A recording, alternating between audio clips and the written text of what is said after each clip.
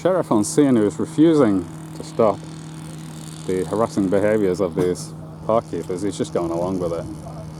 And I think these park keepers should be fired. They shouldn't be in a public service job. They're in the wrong job.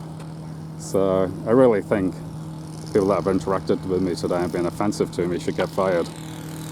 As should this guy. This guy's just not doing anything to shut down this behaviour. He hasn't said a single word to these park keepers that would shut down their behaviour with me in a public park.